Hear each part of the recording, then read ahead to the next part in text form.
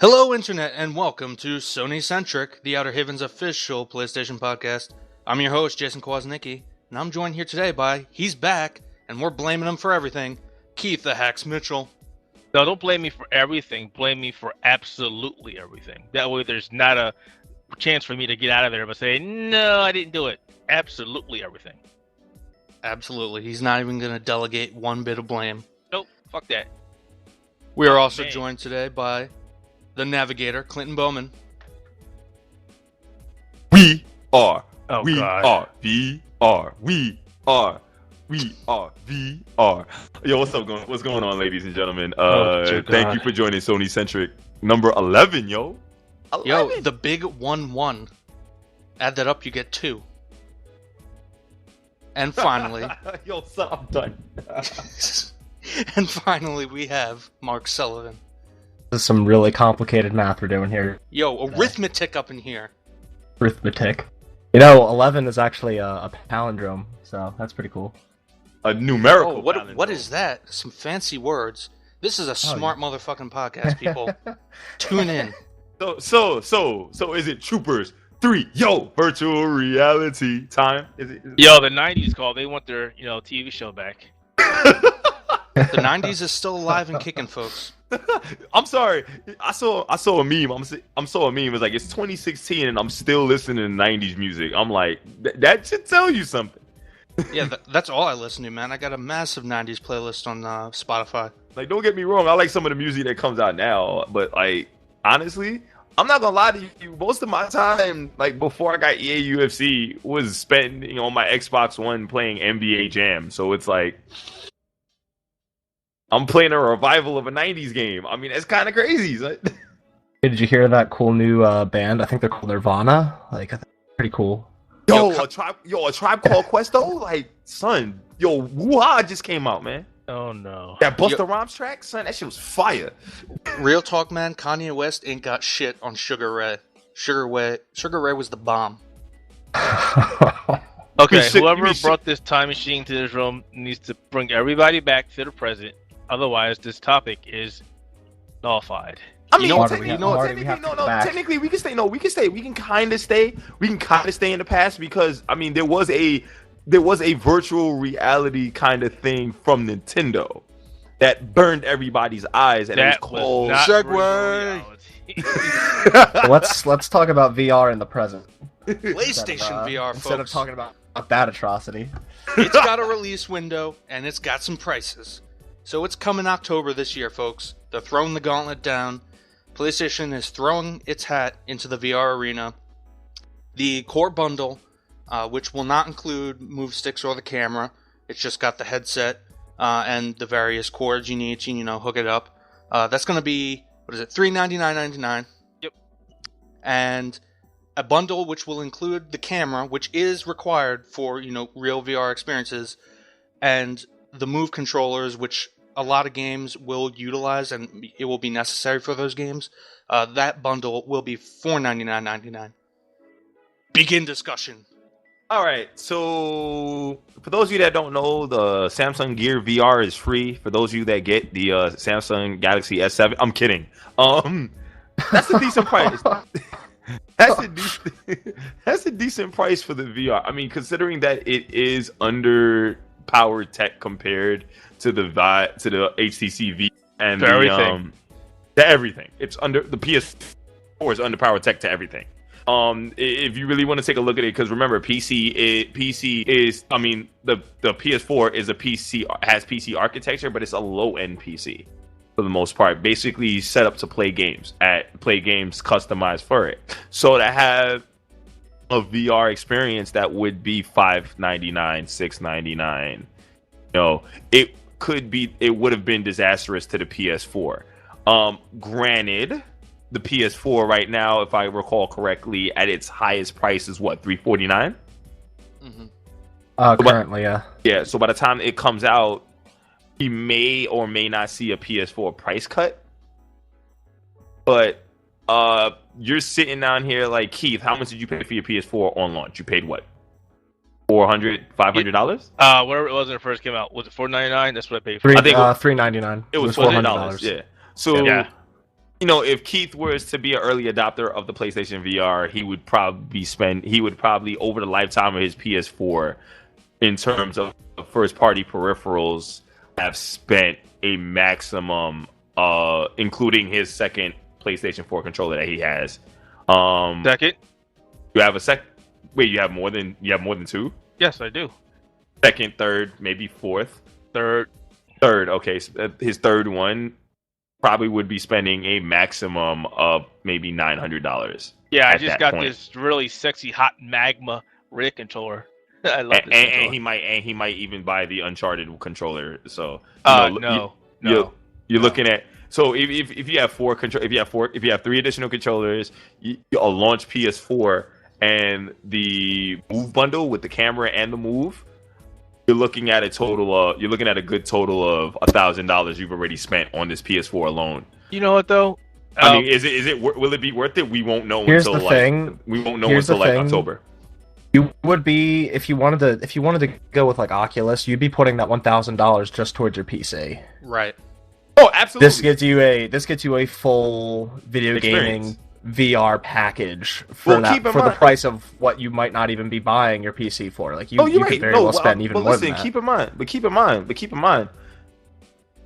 You know, Oculus pricing is assuming you already have or already started working on building a computer that has Oculus requirements. Same thing with the HTC Vive. Let me pull up Steam right now as I'm like sitting here looking at it.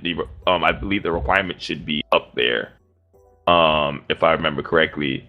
You know, with the let's see. The Vive recommended is actually pretty decent in terms of it's better. It's lower spec than the Oculus Rift, because the Oculus Rift is the Vive is, you need at most recommended a GTX 970 or R9 290.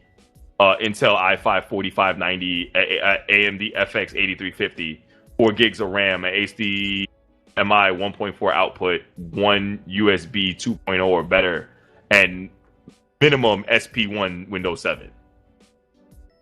You know? Yeah, but at the same time, to the average person, as long as the experience is, you know, quality, like there isn't too much of a what do you call it? Like a glass door effect, where like you can see the lenses. Yeah. Well, no, I'm not even like the tech kind of goes over people's heads, the average consumer, because that's what I'm saying. A barrier to entry. Right. So, you know, if anybody is going to pierce the mass market, it would be PSVR. It's all going to depend on. I think at the end of the day, the most important thing is software.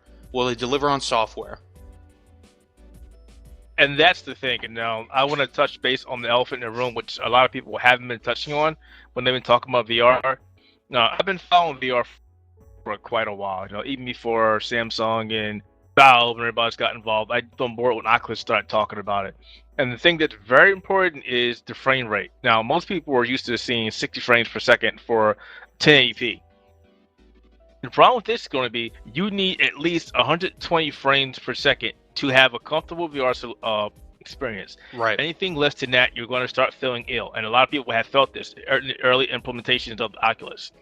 Now, Sony is aware of this. I will at least they think they are, because they told every developer that is jumping on board with their VR that they have to maintain a minimum of 60 frames per second.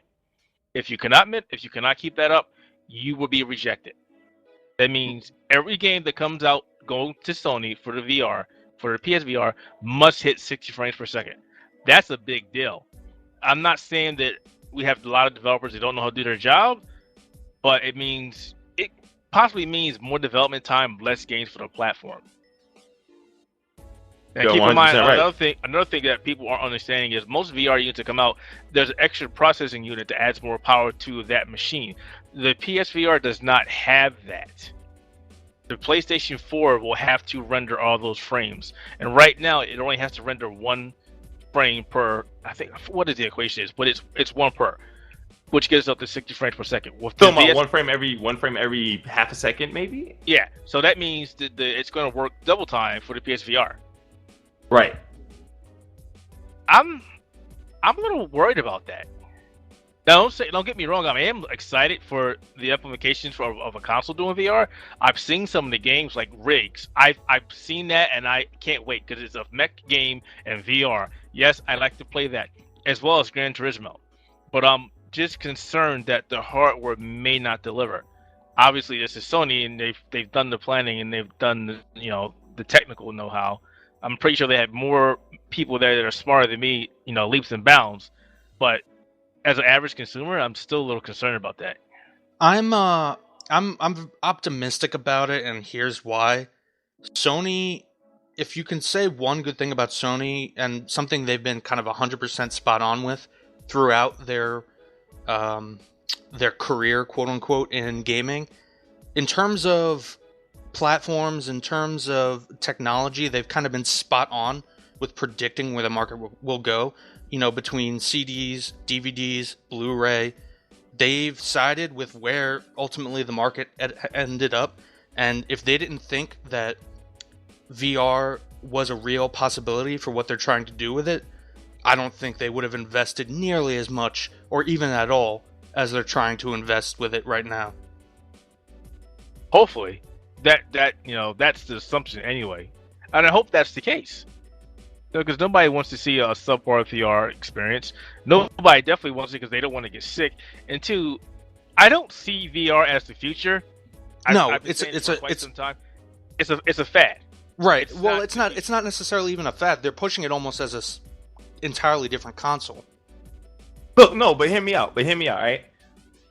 VR is a gimmick right now. I mean, keep in mind, I got a chance to try VR. A game specifically made for VR by LIU students on the Oculus Rift at NDK 2015. I got sick to my stomach playing that. Well, see, that's the problem. It probably wasn't implemented correctly, and again, they go back to the frame rate. And not to cut you off, but I don't think that it's a gimmick. And I'm talking about VR as a whole. VR as a whole has a lot of implementations. It's a fad. I mean, fads are centered around gimmicks. Well, here's the thing. If we want to talk about what was a fad, what was once a gimmick, look at what the last one was before VR. It was motion control, and we had one of the most successful consoles based entirely around that. That was the Nintendo Wii. Don't say it was successful. No, it was successful. It was financially successful. Yeah. When it really came down to it, dude, the Nintendo Wii had a fuck ton of shovelware. Yeah, well, so did the PS2. Yeah, the PS2 had more shovelware than any console ever, and it was the most successful console ever. Exactly. But you see, it had a ton of shovelware, but it also had a ton of quality games. Oh yes, but I wouldn't argue that the Wii didn't. I would argue that the Wii had maybe not as many, but most of the Wii's quality games were first-party games. You can still find quality third-party games on the PS2, third-party, second-party, and first-party on the PS2. That's also Nintendo just having kind of a crappy third-party relationship, I feel, with a lot of third parties.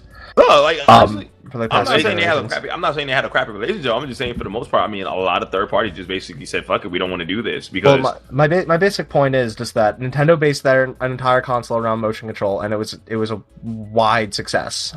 Unless but then you also forget, most households throughout the world had a Wii in their living room. Yeah, and then you know what? Most of the time it ended up becoming like a Netflix machine. It definitely did. But or the Wii U, or the Wii U was end up used in like senior citizen centers or in schools to do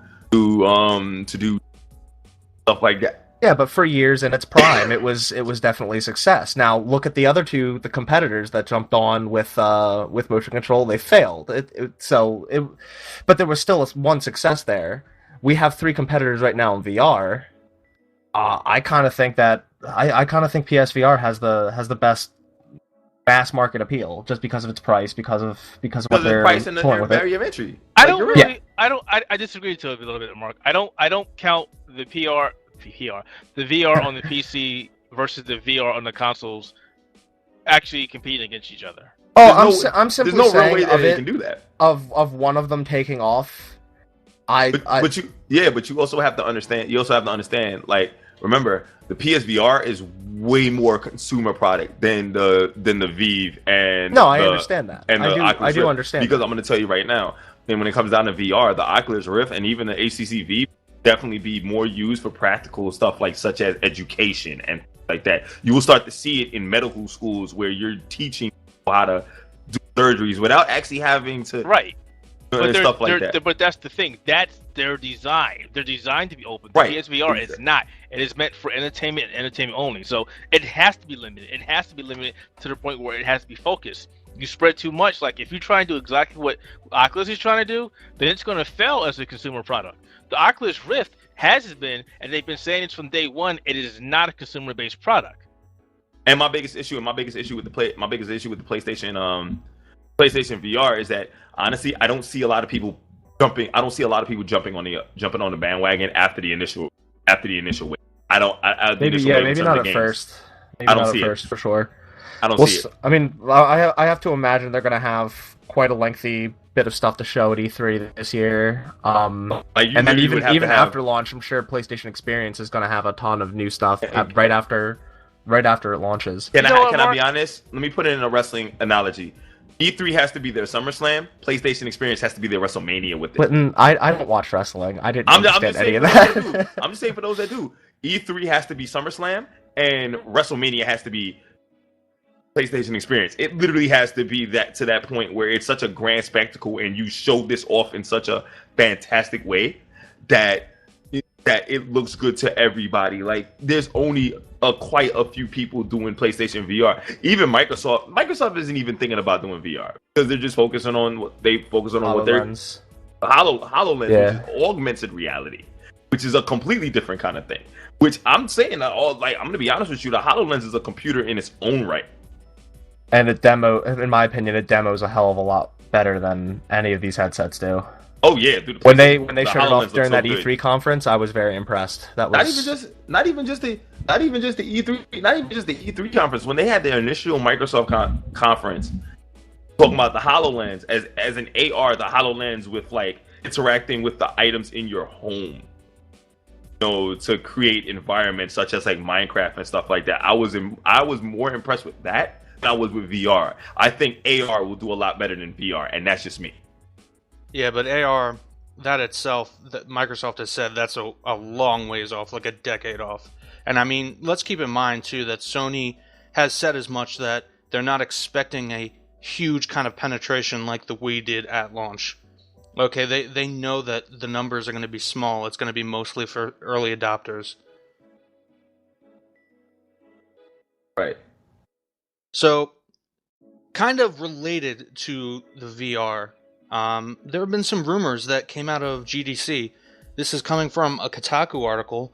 The guys over there, corroborated some sources between each other and are saying that developers were kind of shepherded in by Sony and were given a rundown of what the developers are referring to as PlayStation 4.5.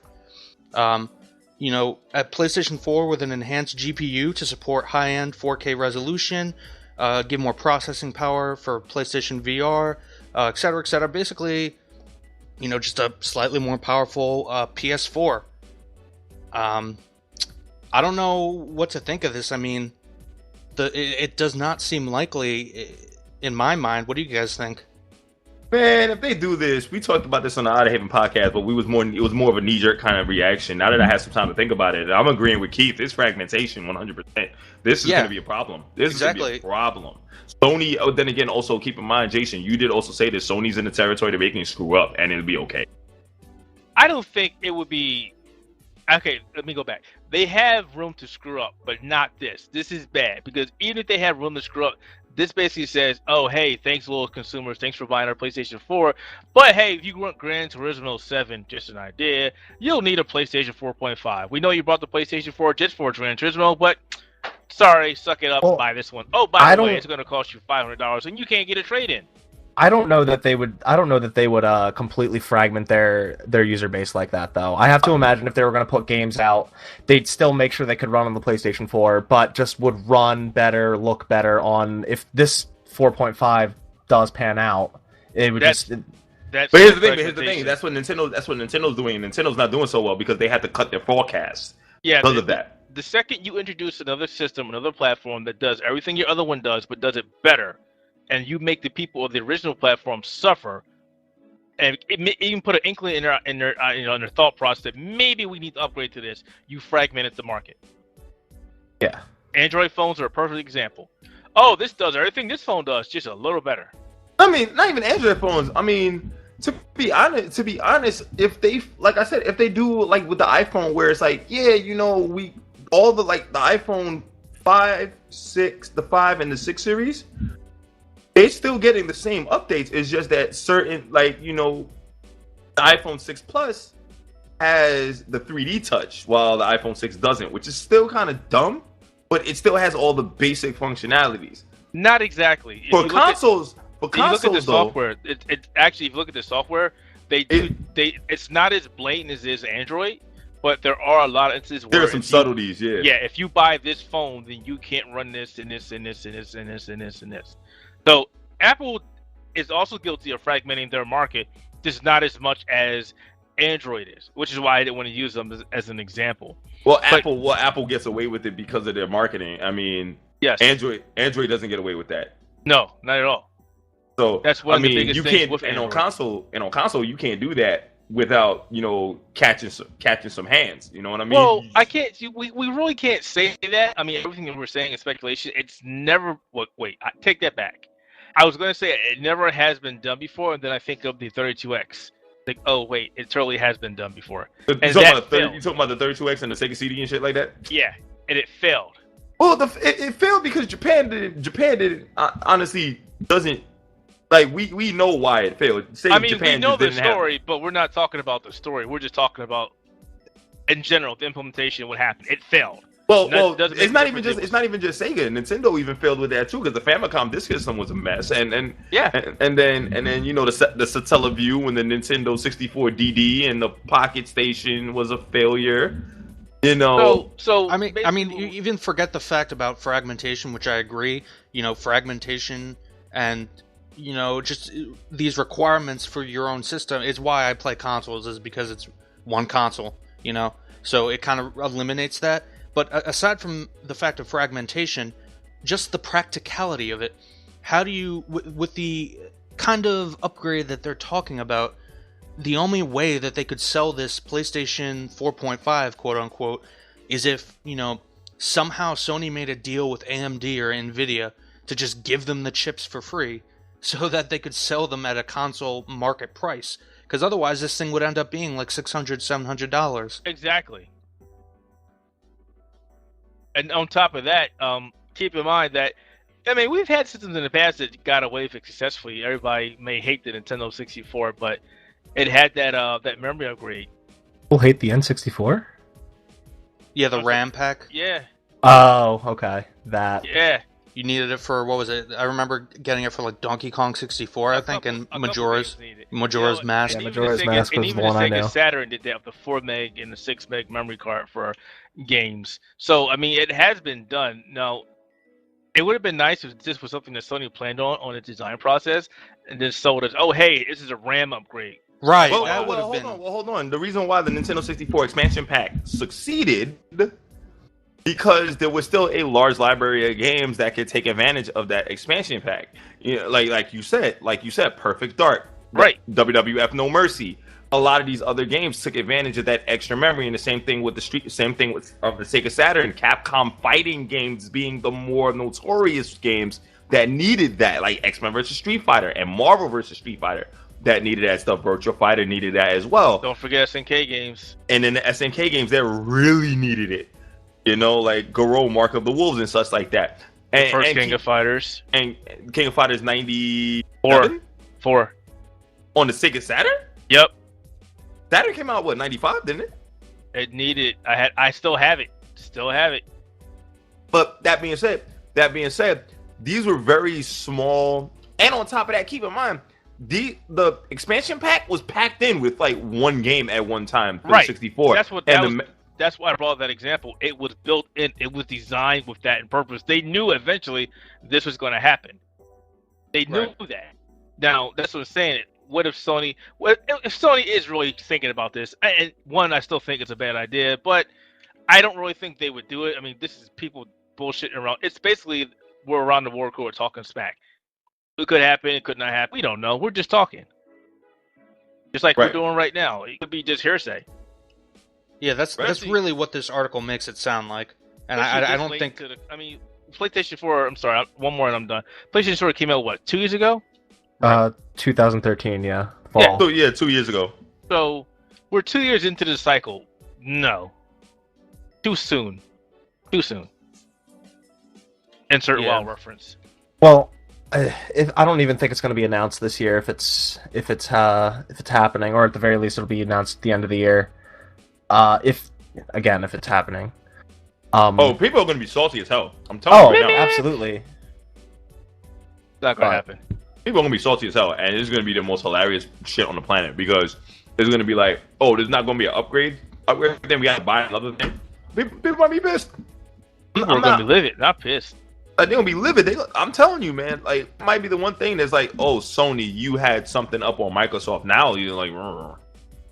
Yeah, I think if this is, and I'm sure there's some truth to it, but I think this is only a fragment of a larger story. You know, like I said, just the pricing of it, the marketing practicalities, it would require some kind of partnership, or I don't know how you sell that kind of hardware at current market prices, or current console market prices, that is, exactly. So there's something more going on to this story. I think this is just kind of a very surface he said, she said kind of thing. So I wouldn't think much of it now, because quite frankly, it's too stupid. But again, don't put it past the game companies. Do shit like that. Don't ever put it past them. This is true. Oh no, money is involved. Of course, but like, just from a business perspective, they would lose so much money selling this hardware at a reasonable price. Right. So, ladies and gentlemen, before we get on out of here, PlayStation VR is already Amazon's #1 bestseller. Nice. Of course it is. It's hyped, sold out everywhere. The PlayStation camera is $39.99 at Best Buy right now. It went down. It was higher than that. I know, it went down. Yeah, it like spiked, because it used to be you could pick them up at places for like $20. No, nobody was buying them. At Best Buy. I'm saying it lowered. Yeah. It used to be higher than that. Also, No Man's Sky limited edition is back in stock in Amazon. So, Mark, if you haven't gotten it, no, I got it. Don't worry. I thought you can only get that from I Am 8-Bit. No, that's the PC one. That's the PC Collector's Edition. Oh, that's right. The limited edition is a PS4 only thing. That's $80, I think. Yeah. And it doesn't have a cool Nito burrito ship, but I can live with that. Yo, we get a metal case, son. A cool steelbooks. And I think we get some sweet in-game items.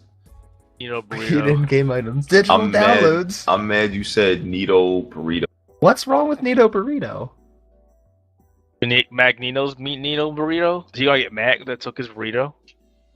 Hey Keith, don't look now, but you made a 90s reference because, you know, X-Men 90s cartoon. Hey man, X-Men is timeless. Timeless. Anyway, folks, this has been SonyCentric, the Outerhaven's official PlayStation podcast. If you're looking for more content, head over to the Outerhaven Net over at YouTube. Subscribe for more. And please, if you liked us, like this video, because then we'll like you back and we'll feel good about ourselves and everybody will feel good. This has been Jason Kwasnicki. I've been joined by Clinton Bowman, Keith Mitchell, and Mark Sullivan. Mark, you first. With what? I can't tell if you're serious about this now or... Anyway. Peace out, Internet. I do have something to say. What's up? The Vita rules, buy it. It's a really good handheld. Shut up. Oh god. True, it's so good. Okay. Bye, everybody. The Vita is dead like Gawker. Ooh, damn.